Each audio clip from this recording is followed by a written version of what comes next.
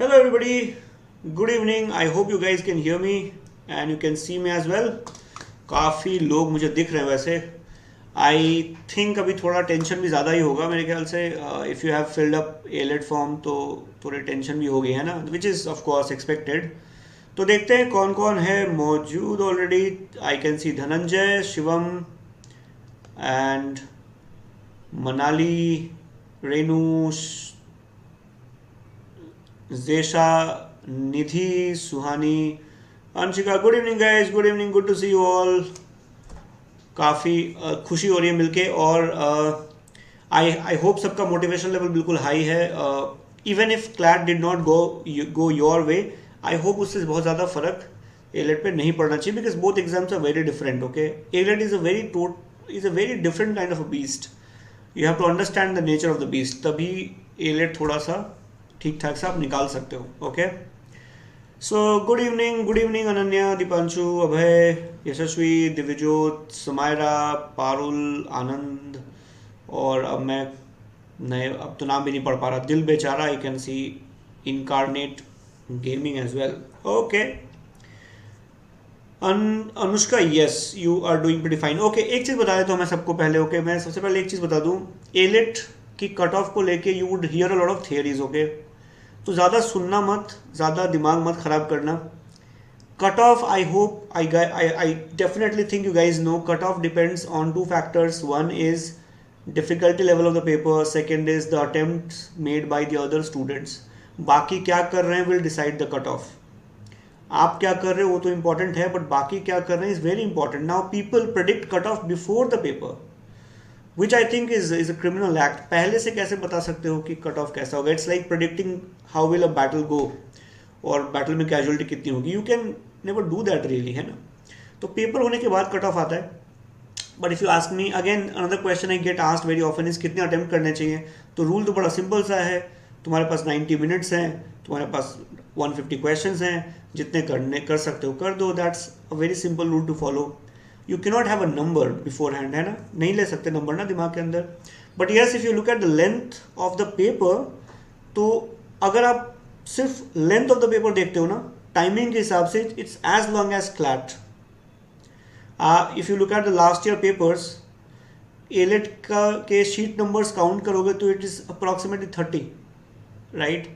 AILET के अंदर 40 plus रहता है, बट टाइम भी कम है. तो accordingly if you see, it's going to be as long as AILET, as long as CLAT. So AILET में क्या स्ट्रेटेजी होनी चाहिए? Same strategy. You have 90 minutes, you have the fix number of questions, attempt करो जितने हो सकते हैं, है कि नहीं. So I hope you understand. Correct. Okay, तो Sojal, that's exactly what we are going to discuss. अभी मैं वही डिस्कस करने वाला हूँ. I will share my experience also. मेरे हिसाब से क्या होता है एलेट के अंदर और क्या दिमाग में रखना चाहिए, क्या नहीं रखना चाहिए. ओके, तो Anushka, I just saw your message. You are doing pretty fine. I think you are doing very well. Speed अगर तुमने ठीक ठाक रखी तो अच्छा करके आओगे पूरी तरह से, मुझे लगता है ना. तो let me quickly take you through couple of pointers. Now if you are targeting CLAT 22 और 23, तो ऑफ कोर्स ग्रेडअप में आपका स्वागत है. You guys can join us for preparation. तो मैं जल्दी से 2-3 चीज़ें बता दूं जो कि बहुत ज़रूरी है. If you are targeting CLAT 22 and you want a English medium course, तो अभी तक हम इंग्लिश मीडियम कोर्स तो करवा ही रहे थे क्लैट के एस्पिरेंट्स के लिए, but we got students feedback saying हमें थोड़ा मिक्सचर चाहिए, थोड़ी हिंदी भी हो जाए, थोड़ी इंग्लिश भी हो जाए. So we have started a bilingual batch as well. Okay, so you can join that also. Bilingual means we would speak in Hindi and English. The faculty would try to speak both languages. और अगर आपको थोड़ी सी English में problem है तो आप ज़्यादा comfortable feel करोगे तो वो वाला बैच ज्वाइन कर सकते हो if you targeting 22. Okay, and if you targeting 23 तो भी बैच है तुम्हारे लिए, बट अगर उसके बियॉन्ड है तो तुम्हें पता ही है रूल क्या है. इफ यू टारगेटिंग 24, 25, 26 तो चिल करना है, अभी ज़िंदगी जियो आराम से, है ना. Now we are also launching other batches and with specific requirements, तो उसके बारे में बताऊंगा आने वाले टाइम में. But these batches are design to take care of all the issues that you would face in these exams. सारे angle से हम आपको प्रिपेयर कर देंगे. काफ़ी अच्छा खासा एक्सपीरियंस है.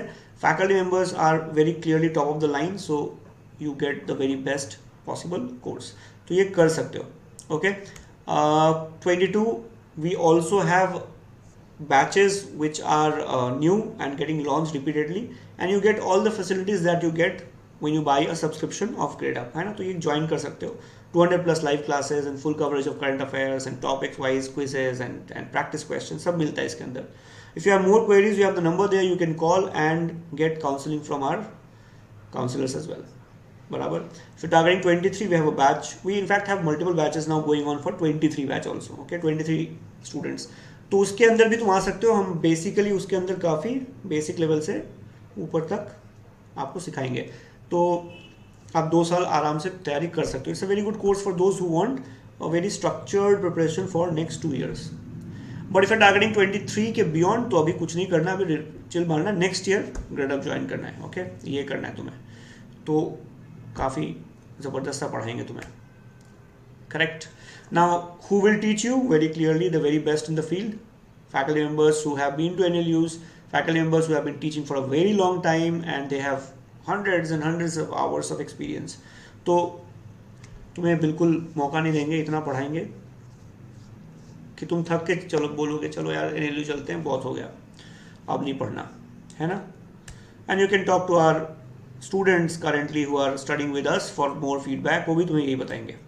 ओके, तो चलो एक बार ज़रा AILET की बात करते हैं. तो AILET में first thing what do you notice कि क्वेश्चंस उतने ही दिए, टाइम और कम कर लिया. Now this year people who have written CLAT वो ऑलरेडी थोड़े डरे हुए हैं कि मतलब if the paper is so lengthy तो हम क्या करेंगे, है ना.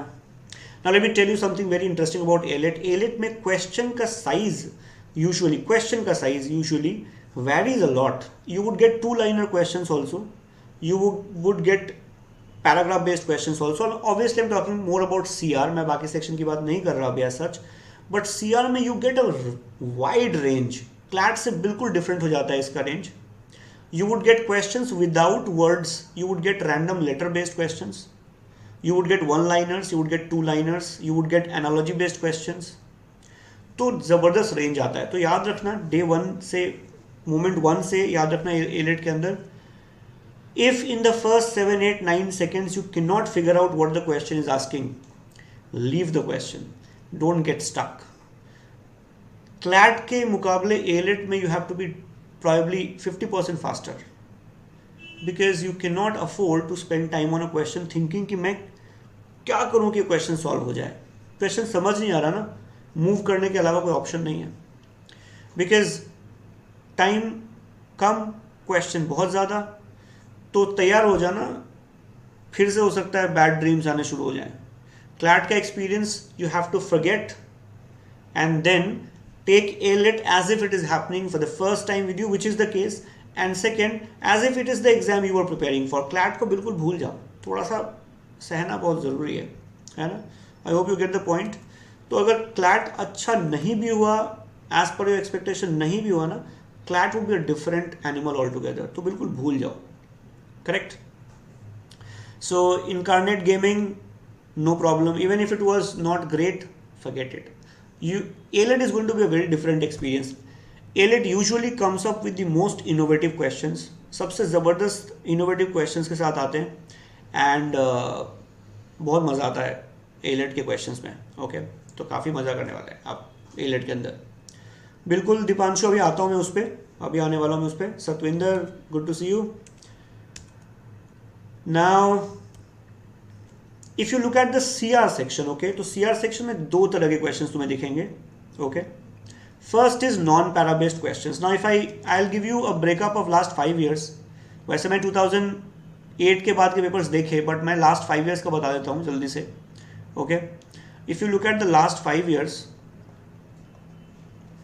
तो usually non para based questions आपके CR के अंदर होते हैं अप्रोक्सीमेटली 23 to 25, और किसी किसी साल it is 20 also. Okay, and para based question approximately 10 आते हैं, but it is generally 5 to 10. I can't say exactly 10, but 5 to 10 ये पैरा बेस्ड क्वेश्चन रहते हैं. तो मेरी बात बड़ी ध्यान से सुनना. Whether you solve para based question, whether you solve non para based questions, marks same मिलने वाले हैं. You're going to get same marks. So please don't have this obsession that para based questions आसान होंगे, para based questions तो मैं करके ही मानूंगा. You please remember, अगर मैं आपको 90 मिनट का ब्रेकअप देखता हूँ ना, मैं I did not write it last year, last to last year मैंने लिखा था, तो मैं 90 मिनट में बता देता हूँ क्या यूजुअली ब्रेकअप हो जाता है टेस्ट के अंदर जो हो पाता है. ओके, नॉट थियोरेटिकली कैसे कर लेना वैसे कर लेना, नॉट थियोरेटिकली, एक्चुअली क्या हो पाता है. तो अप्रॉक्सीमेटली 10 मिनट्स जाते हैं इसके अंदर जीके में. Okay, you will have approximately 30 minutes for the legal reasoning section. Legal के लिए तुम्हारे पास अप्रॉक्सीमेटली 15 to 20 मिनट्स हो जाते हैं सीआर के पास, 15-20 मिनट्स आपके पास हो जाते हैं इंग्लिश के लिए. और क्वांट तो जनरली स्टूडेंट के ऊपर डिपेंड करता है, some students give some time to it, some students don't give time to it. तो इसके लिए 10-15 मिनट डिपेंडिंग ऑन कौन क्या सोचता है करना चाहता है. तो टाइम ज़्यादा है नहीं. You have to have a blazing speed starting से एंड तक. So please listen to my wordings very carefully. Para based questions time taking होंगे, whether you would be able to do them or not is a different matter, but my suggestion is non paragraph based questions को आप नज़र मारने के बाद ही paragraph based question पे जाना, क्योंकि उसमें टाइम ज़्यादा लग जाएगा. I hope this point is clear to everybody, because in this exam CR के लिए तुम्हारे पास 20 मिनट से ज़्यादा टाइम बचता नहीं है, टाइम ही नहीं होता है ना. तो क्या कर सकते हैं, टाइम होता ही नहीं है. 40 मिनट्स तो यहीं चले जाते हैं, correct. Now in the rest 50 minutes कितना ही कर लोगे, है ना. तो 20 मिनट यहाँ गए, 20 मिनट वहाँ गए, 10 मिनट यहाँ गए, कुछ इस तरह का ब्रेकअप बन जाता है. You will not have time. So I repeat guys, para based questions you have done a lot for CLAT, but for AILET it should not be your first choice. You might end up doing only 5 questions in CR in 15 minutes and then you would panic, और हो सकता है तुम्हारा chance चला जाए. Number 2 very important point बता देता हूं मैं आपको. अगर सेट बेस्ड क्वेश्चन दिखता है ना, for example 2016, 2000 I think 19 also had a set based question, मुझे ठीक से याद नहीं है. सेट बेस्ड क्वेश्चंस क्या होते हैं, you have information then you have 4 or 5 questions after that. बराबर. Now listen to me very carefully. Set based question से ना थोड़ा बच के रहना. Students have this habit that set based question, 1 set 5 questions मिल गए ना तो फटाफट कर दो. Now remember, in AILET type exam, if you get into a wrong set and if you get stuck, you would panic. तो सबसे पहले जो 1 single questions होते हैं, questions which are 1 question each, not set based, individual independent questions, they should be your first target. अगर वो तुमसे नहीं हो रहे ना तो सेट पे हाथ लगाना. Is this clear everybody? समझ में आ रही है बात क्या बोल रहा हूँ? I'm telling you from experience. Set based questions आप स्टार्ट कर दोगे ना, फंसने के चांसेस बहुत ज़्यादा रहते हैं. So I don't know what you will ultimately do, but I will tell you from experience, if you start with set based questions, your chances of getting stuck is likely to be higher. I hope it is clear everybody. बात समझ में आ रही है क्या बोल रहा हूँ, है ना. तो पैरा बेस्ड क्वेश्चंस देख लेना, आप तभी उस पे जाना जब आपको लगता है individual questions are all done, 1 liners 2 liners are all done. Otherwise I will give you an example. मैं तुम्हें एक एग्जाम्पल दिखाता हूँ, ठीक है. मैं तुम्हें एग्जाम्पल दिखाता हूँ. पैरा बेस्ड क्वेश्चन को ना बॉम्ब की तरह समझना, कि पैरा बेस्ड क्वेश्चन है जैसे bomb, you are a bomb disposal squad member. ध्यान से जाना, मतलब फर्स्ट चॉइस तो नहीं होना चाहिए, बराबर. But one more thing, specially for AILET, if you see a new type of question, okay, listen to me very carefully everybody. If you see a new type of question, if you have not seen it before, तो experiment मत करने लगना कि यार ये नया question है, मैं तो जीनियस टाइप हूं, अभी सॉल्व कर देता हूं. chances are very high you would spend 5-7 minutes understanding the question and then you would realize time nahi hai and you would panic. Especially set based. If it's a individual question, 1 liner, no problem. But if it's a new type of question, set based, please stay away. Assume it's a bomb, it's an RDX bomb, bhago. And how would you know, a नया question है. Read instructions of anything that you think is new. तुम्हें लगता है ये set based question है but it's a new question, तो instructions ध्यान से पढ़ लेना. I will give you an example कि इंस्ट्रक्शंस से कैसे फिगर आउट कर सकते हो कि क्वेश्चन होगा कि नहीं होगा. So I want all of you to please read the instructions guys. Now just imagine everybody, this is, if I remember, मुझे ठीक से याद नहीं है but I think this is a 2016 AILET question. Okay, year मेरा wrong हो सकता है बट है तो AILET का. Now I want everybody to please read the instruction set and tell me, do you really think it's worth your time. जरा please इसको पढ़ के जल्दी से बताओ कि समझ आ रहा है इंस्ट्रक्शंस क्या बोल रहे तुम्हें. इसमें 5 क्वेश्चन थे, इसके बाद I will show you the questions also. Question बाद में जाएंगे. Can you guys please read and tell me, ये कुछ पल्ले पड़ा, समझ आया क्या करना है. We will also analyze the options but तुम पहले पढ़ लो. टेक 10 सेकेंड्स, 15-20 सेकेंड्स एंड मुझे बताओ कि क्या समझ आ रहा है, क्या कहना चाहता है. Just have a look at it.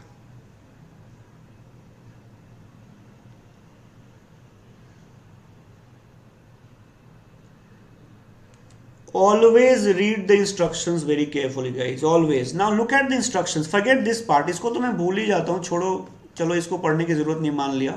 Read this. If the statement is inconsistent with or contradicts the fact, situation, the result or both together, choose A. If the statement presents a possible adequate explanation, then B. If the statement is deducible, then from the situation or the result, then C. If the statement either supports or weakens, then D. Supports or weakens, then D. Do you realize हमें कितना सोचना पड़ेगा हर option में. ये तो है instructions. If you read this, it will take you 3 minutes to understand ये बोलना क्या चाहता है. Then read the query. Okay? ये वाला फीलिंग तुम्हारे अंदर आने वाला है कि ये बोलना क्या चाहता है, ये क्या कह रहा है. Now guys take 30 seconds and read the situation and read the result please. जल्दी से, मजा आ जाएगा गारंटीड. पढ़ के देखो जरा तुम, और पढ़ने के बाद तुम बोलोगे मतलब बहुत मजा आया बट मार्क्स नहीं आए. Just read, enjoy please and जल्दी से बताओ कि मजा आ रहा है नहीं आ रहा, पढ़ के ये कैसी फीलिंग आ रही है. Just read guys quickly. Major X, a naval officer in Kapistan Army, I think they have replaced the first letter, failed to receive a promotion for 8 years. Then he had been reassigned to a military supply depot in Khawalpindi. Despite his university training in engineering and electronics and his remarkably high performance, X had never been an active member of any political party or youth, as a youth or adult. Yet neither had he given the party or his superiors any cause to doubt his absolute loyalty to Kapistan. X brother-in-law had been a diplomat in Kapistan government, 71 in a plane crash on Soviet soil while he was working in the Kapistan embassy in Costco. X had always assumed that the mishap was indeed an accident until his friend Y, a middle-level officer in the interior ministry, broadly hinted that the plane crash had been an act of sabotage. Soon after the talk with Y, X visited his sister, the diplomat's widow, in her Costco apartment. During the visit, she asked X several questions that struck him as strange and inappropriate.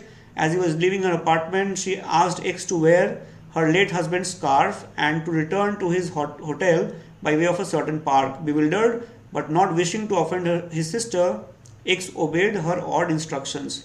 Result: 2 months later, X received a promotion and was made commander of the Kapistan Missile Division in Kahore. ये है situation, ये है result. आप बैठे हो AILET में, 90 minute time है और ये कहानी चल रही है. Then you have to check, X's sister had arranged for her husband's fatal accident. ये बात अब जाके मैच करना पड़ेगा पिछले स्लाइड से कि is it inconsistent, is it adequate explanation, is it deducible, और कैन वी सपोर्ट इट, और is it can we weaken it. Do you guys really think you should do any experiment or hanky panky with these kind of questions? But it's a paragraph based question. लोगों को लगता है RC है, कर लो आराम से. I hope the I hope the message is very clear. And मैं तो एक एग्जाम्पल लाया हूं ना, I can get example from every year. एक गलत चॉइस आपने कर लिया ना, पूरा पेपर डिस्ट्रॉय हो सकता है। यस और no? Correct? I hope it is clear, है ना? Now somebody Renu is saying it will take 10 minutes to solve. Renu, हाँ, वन क्वेश्चन, हाँ, that's the point. Please remember everybody, जितनी तैयारी तुमने की है ना, non para based question CR में सबसे पहले करना, कर लोगे, अच्छे खासे निकल जाएंगे। 30 में से तुम 15-16 तो निकाल ही लोगे इन 20 और time that you have. Non para based question, paragraph based question की तरफ तब जाना जब टाइम हो, या तुम्हें लगता है यार मेरे से नॉन पैरा बेस्ड क्वेश्चन हो ही नहीं रहे, वरना आप फंसोगे। करेक्ट है ना? तो अब चलते हैं दूसरी बात करते हैं। ओके, बट सपोज आपको ये क्वेश्चन आ गया, ये भी पैरा बेस्ड क्वेश्चन है और ये एवरी ऑलमोस्ट ऑल्टरनेट ईयर्स में आ जाता है। Okay, the questions are known as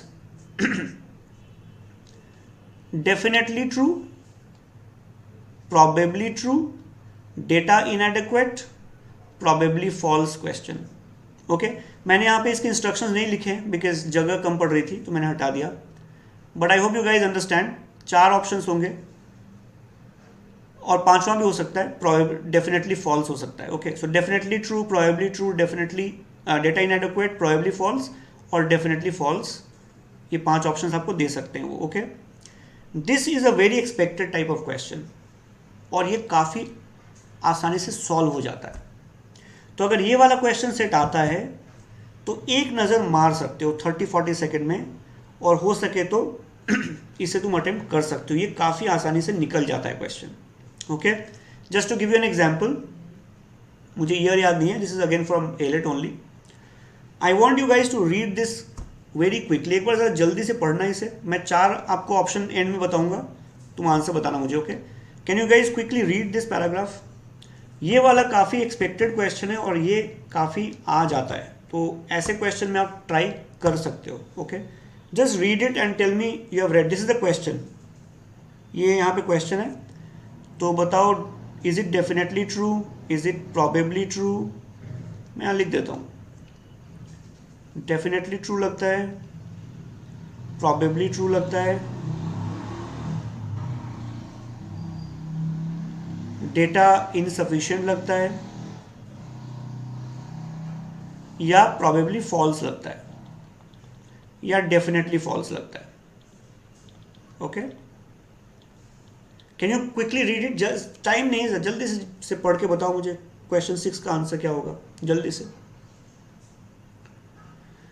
Faizan, मुझे याद तो नहीं है but last couple of years में तो डेफिनेटली है ना। ये सारे मैंने AILET से ही उठाए हैं जस्ट टू शो यू क्या आ रहा है उसके अंदर।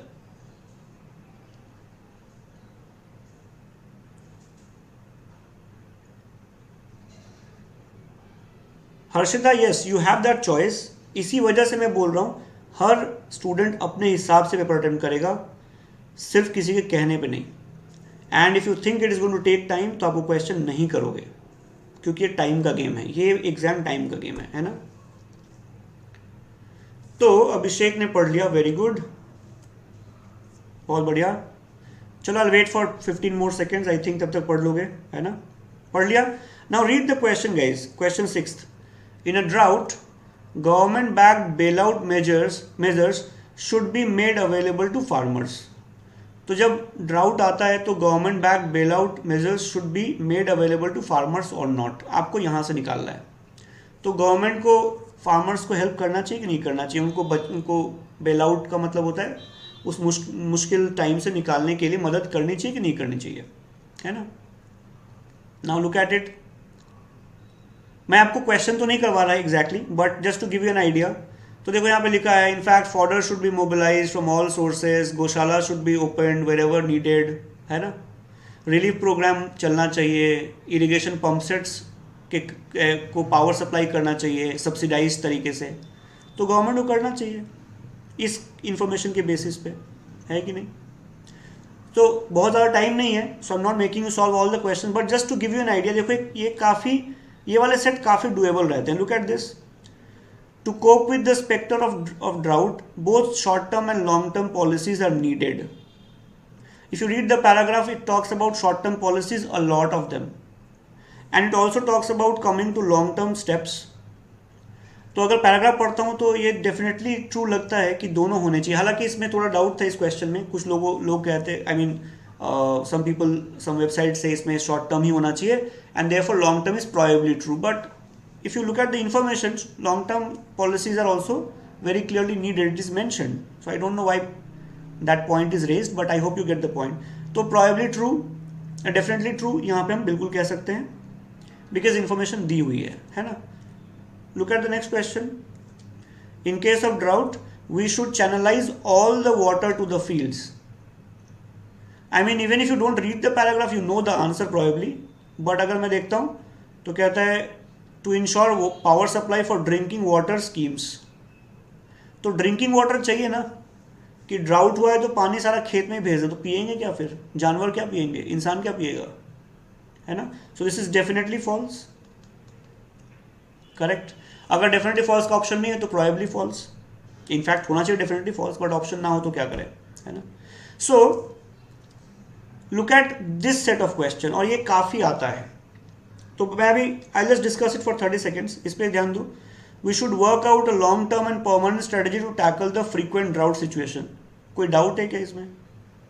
लॉन्ग टर्म की बात तो हो ही रही है ना। And that is why I said first question का आंसर भी डेफिनेटली ट्रू होना चाहिए। But look at the last question, it says droughts are more devastating than floods. Do we have any information about floods in this question guys? Did you see any information about floods? What do you think? Floods के बारे में कुछ दिखा?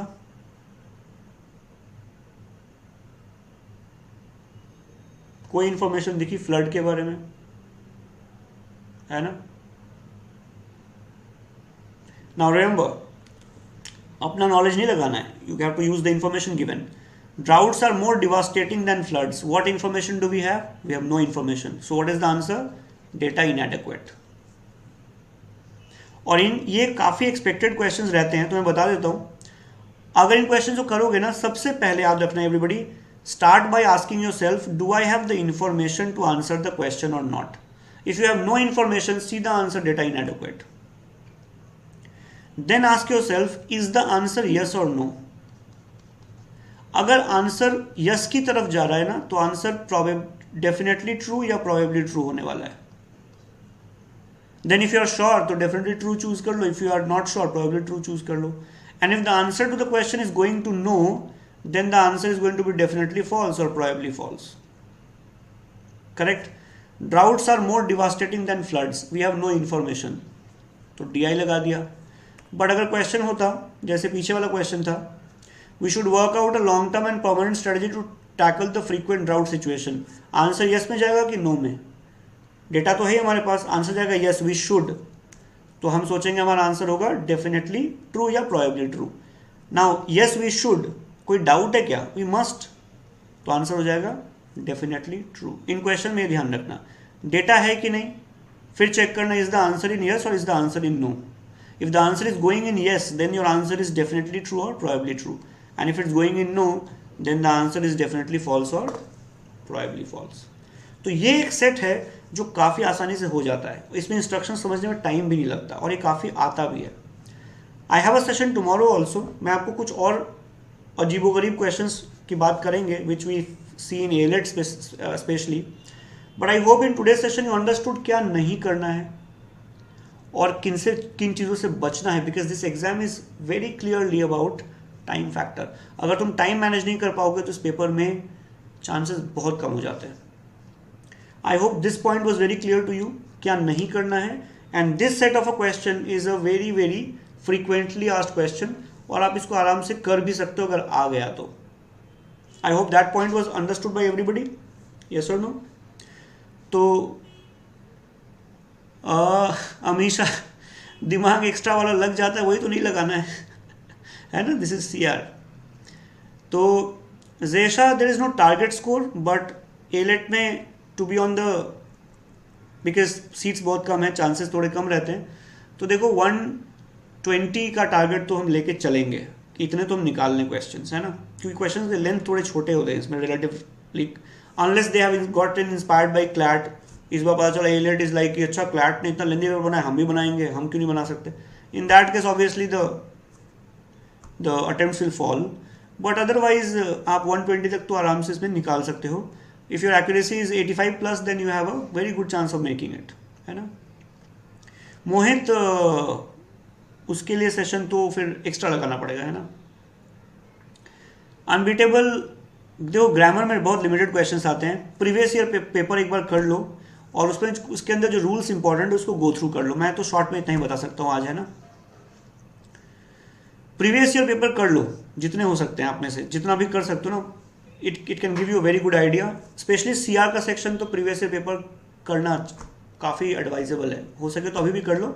You still have like 3 days to go, आराम से कर सकते हो, है ना। तो कट ऑफ सोजल अभी से, मैंने स्टार्टिंग में बताया था ना, कट ऑफ कोई नहीं प्रेडिक्ट कर सकता, पेपर पे डिपेंड करता है, दूसरों के परफॉर्मेंस पे डिपेंड करता है ना। But I have just discussed आपको क्या करना है, क्या क्या नहीं करना है। I hope you understood the point. I will see you tomorrow once again, फिर कुछ और बातें करेंगे। But meanwhile I hope you took the lesson from today's session, correct. तो I will see you again, thank you so much for attending everybody, and I'll see you tomorrow once again. Do work hard and be very careful in terms of time factor for AILET. I'll see you. Thank you so much everyone. Good luck.